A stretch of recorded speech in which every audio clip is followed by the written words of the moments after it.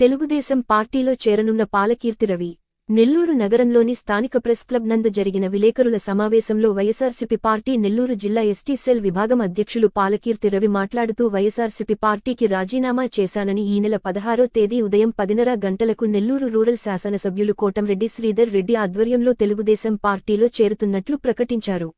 ఈ సందర్భంగా ఆయన మాట్లాడుతూ గత కొంతకాలంగా వైఎస్సార్సీపీ పార్టీలో పనిచేశానని, అక్కడ కార్యకర్తలకు భరోసా లేక ఇబ్బందులు పడుతున్నారని, దాని ఉద్దేశంతో కార్యకర్తలకు నాయకులకు భరోసా అందించే నాయకులు కోటంరెడ్డి శ్రీధర్ రెడ్డి చేస్తున్న కార్యక్రమాలకు సంక్షేమ అభివృద్ధికి ఆకర్షణ చెంది గిరిజనులకు న్యాయం జరగాలంటే అది తెలుగుదేశం పార్టీతో మాత్రమే సాధ్యమని భావించి తెలుగుదేశం పార్టీలో చేరుతున్నట్లు, కావున అభిమానులు శ్రేయోభిలాషులు అందరూ ఈ కార్యక్రమంలో పాల్గొనాలని పిలుపునిచ్చారు.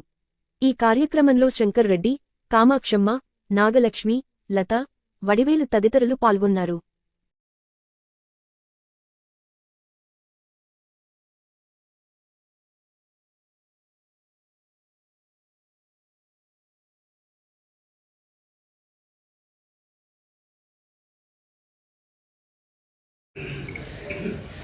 అందరికీ నమస్కారం. నా పేరు పాలకీర్తి రవి, వైఎస్ఆర్ కాంగ్రెస్ పార్టీ నెల్లూరు జిల్లా ఎస్టీ సెల్ అధ్యక్షుడు. అయితే నేను వైఎస్ఆర్ కాంగ్రెస్ పార్టీకి రాజీనామా చేస్తున్నాను. చేయాల్సిన అవసరం కూడా ఉందని చెప్పి నేను భావిస్తున్నాను. ఎందుకంటే వైఎస్ఆర్ కాంగ్రెస్ పార్టీలో ఉండే కార్యకర్తకు ఆ పార్టీ నేతల కాడ ఎటువంటి భరోసా లేదని చెప్పి నేను తెలియజేస్తున్నా. ఎందుకంటే ఓ నాయకుడి వెనక మనం తిరుగుతున్నామంటే, ఓ నాయకుడి వెనక మనం ప్రయాణం చేస్తున్నామంటే ఆయన మన వెనక మనకు అండదండలుగా నిలబడతారని చెప్పి మనకు ఆశ ఉంటుంది. ఈరోజు నాలాంటి కార్యకర్తలు వైఎస్ఆర్ కాంగ్రెస్ పార్టీలో చాలామంది ఉన్నారు.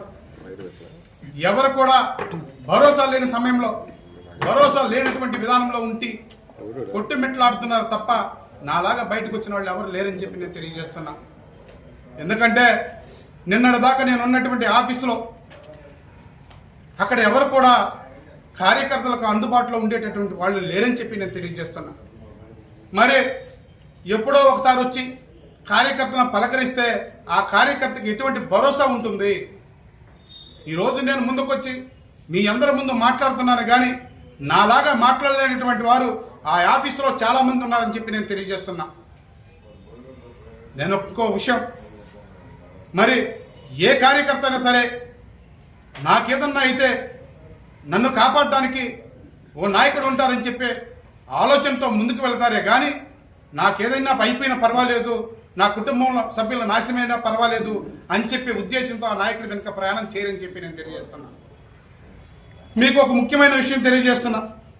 నేను 2014లోను 2019లోను కోటంరెడ్డి శ్రీధరన్నతో నేను ఆ ప్రయాణం సాగింది. నేను అప్పుడు ఆయనకే ఎలక్షన్లో పనిచేయడం జరిగింది. 2024లో కొన్ని పరిస్థితుల ప్రభావం వలన నేను పెద్దల ఆదాల ప్రభాకర్ రెడ్డి గారితో ప్రయాణం చేయడం జరిగింది. అయితే నాకు కలిగినటువంటి ఓ చిన్న బాధ, నేను ఎక్కడ కూడా పెద్దల ఆదాల ప్రభాకర్ రెడ్డి గారి దగ్గర ఎటువంటి ధనాన్ని ఆశించినటువంటి వాతావరణం లేదు. కష్టపడ్డా, అలు పెరగని పోరాటం చేశా. ఆ పార్టీలో నేను ఎక్కడ ఉంటే అక్కడ ఆ పార్టీకి నిష్పక్షపాతంతో పనిచేస్తానని చెప్పి నేను తెలియజేస్తున్నా. మరి 57 రోజులు ఎలక్షన్లో రాత్రనక పగలనక నాతో పాటు 20 మంది, 18 పంచాయతీలు, 26 డివిజన్లు, ఎవరు తిరగలా. అయితే ఈ నెల సోమవారం రోజు 10:30కు కోటంరెడ్డి శ్రీధర్ రెడ్డి గారి నెల్లూరు రూరల్ ఎమ్మెల్యే ఆఫీసులో నా యొక్క తెలుగుదేశం పార్టీలో చేరుకుంటుంది. అయితే నేను ఈ యొక్క తెలుగుదేశం పార్టీలో చేరడానికి ముఖ్య కారణం గత ప్రభుత్వంలో వైఎస్ జగన్మోహన్ రెడ్డి గారి ప్రభుత్వంలో ఎస్సీ ఎస్టీలకు చాలా అన్యాయం జరిగింది. ముఖ్యంగా 27 సంక్షేమ పథకాలు తీసేసి ఎస్సీ ఎస్టీలు కలిపి కొట్టినటువంటి ప్రభుత్వం ఏదైనా ఉందంటే ఆ ప్రభుత్వం వైఎస్ జగన్మోహన్ రెడ్డి గారి ప్రభుత్వం అని చెప్పి నేను తెలియజేస్తున్నా. మరి ముఖ్యమంత్రి మన ముఖ్యమంత్రి వర్యులు నారా చంద్రబాబు నాయుడు గారు వచ్చిన వెంటనే ఏదైతే ఎస్సీ ఎస్టీలకు తీసేశారో సంక్షేమ పథకాలు ఆ పథకాలన్నింటిలో నేను అమలు చేస్తున్నాను, ఎస్సీ ఎస్టీల పట్ల నేను విధేయతగా పనిచేస్తాను అని చెప్పి మాకు భరోసా కల్పించారు. కాబట్టి ఆ విశ్వాసంతో నేను తెలుగుదేశం పార్టీలో చేరుతున్నా. అలాగే గతంలో వైఎస్ జగన్మోహన్ రెడ్డి గారు ముఖ్యమంత్రిగా ఉన్నప్పుడు బయటికి వచ్చినటువంటి పాపాన పోల, కార్యకర్తలను పలకరించిన పాపాన పోల, జిల్లా నాయకులను పలకరించిన పాపాన పోల, రాష్ట్ర నాయకులను పలకరించిన పాపాన పోల, ఎమ్మెల్యేలను పలకరించిన పాపాన పోల. మరి ఈరోజు ముఖ్యమంత్రిగా అయినటువంటి నారా చంద్రబాబు నాయుడు గారు వారంలోనే కార్యక్రమాన్ని పెట్టి మంగళగిరి పార్టీ ఆఫీసులో కార్యక్రమాలు నిమిత్తి ప్రజలు ఎవరైతే ఇబ్బందులు పడుతున్నారో వాళ్ళ యొక్క విధానాన్ని బయటకు తీసుకొని ప్రతి నిత్యం జనాభాల మధ్య ఉంటున్నటువంటి బాబు గారిని చూసి ఇన్స్పైర్ అయ్యి బాబు గారితో ఈ పార్టీలో ఈ యొక్క గిరిజనులకు చాలా మేలు జరుగుతుందని చెప్పి నేను భావించి ఈ యొక్క తెలుగుదేశం పార్టీలో చేరడం జరుగుతుంది.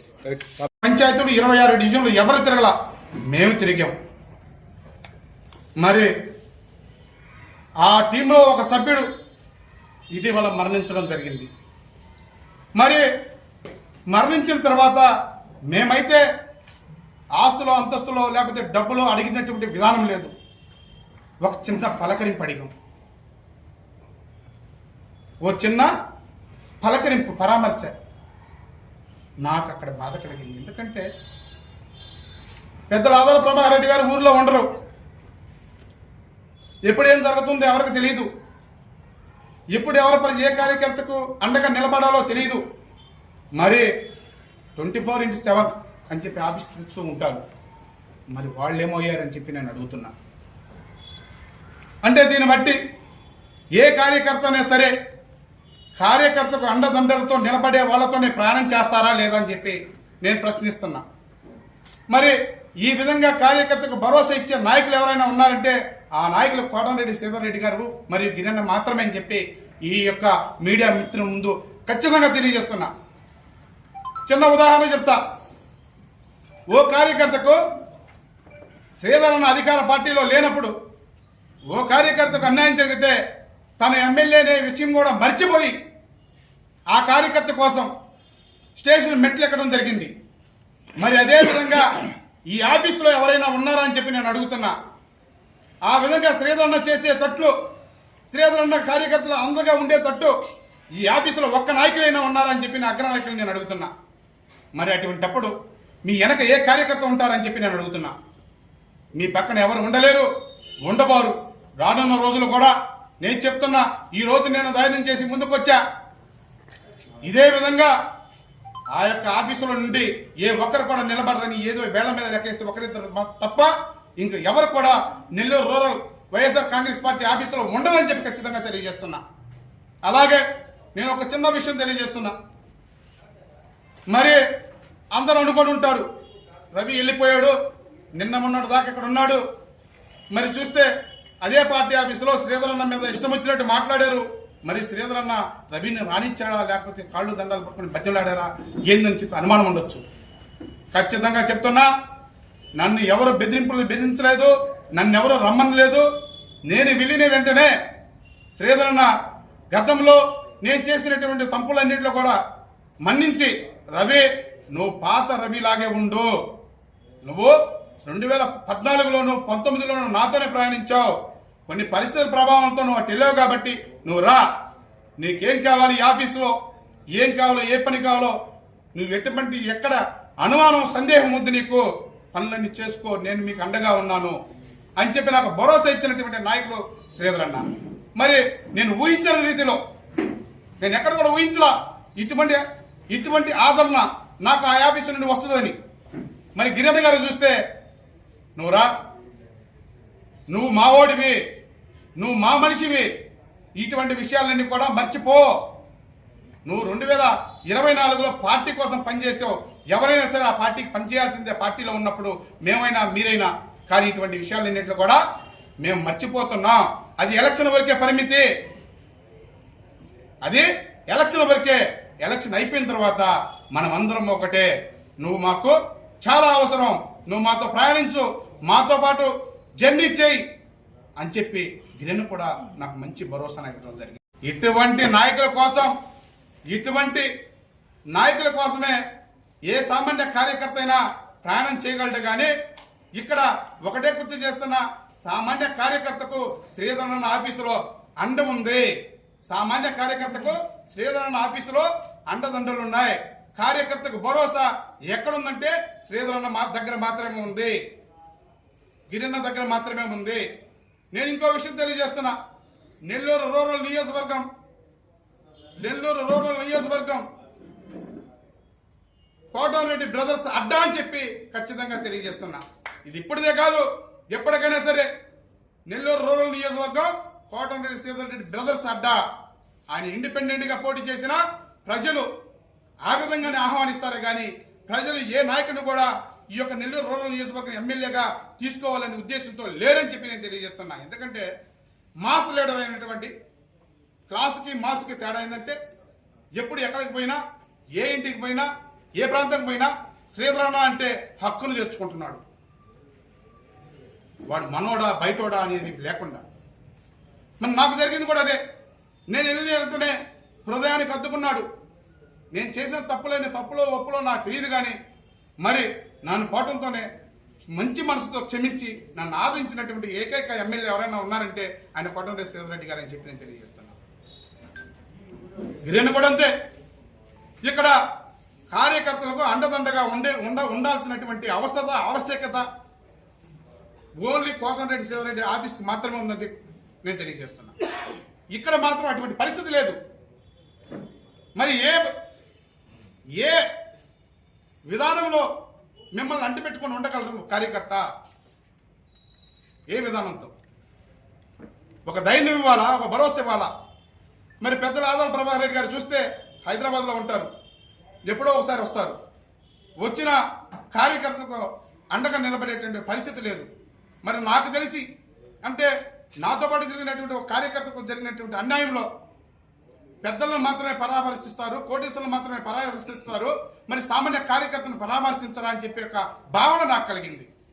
ఎందుకంటే నాతో పాటు 57 రోజుల పడి తిరిగినటువంటి ఒక వ్యక్తి మరణిస్తే ఆ వ్యక్తి కుటుంబాన్ని పరామర్శించకుండా, ఈ రోజు కూడా ఆ వ్యక్తి ఉన్నాడా లేదని తెలియకుండా చేసినటువంటి విధానంలో, అంటే నన్ ఆఫ్ దోస్ ఏ విధంగా చనిపోయాడా, ఎట్టా వచ్చాడా, ఎట్టిపోయాడా, వ్యక్తిగత కారణాలు ఏంటి అనేది కాదు.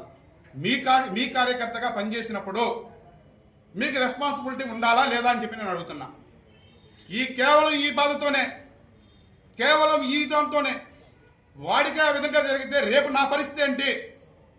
నాకేదన్నా జరగనానిది జరిగితే నా కుటుంబానికి దిక్కేంది అంటే నాకు భరోసా ఇచ్చేటువంటి నాయకులు ఈ యొక్క ఆదాల ప్రభాకర్ రెడ్డి గారి ఆఫీసులో కనపడలేదు. నాకు గట్టిగా భరోసా ఇచ్చేటువంటి నాయకులు ఎవరైనా ఉన్నారంటే కోటమిరెడ్డి శ్రీధర్ రెడ్డి గారు మాత్రమే, ఆ గిరిరెడ్డి గారు మాత్రమే కనిపించారు.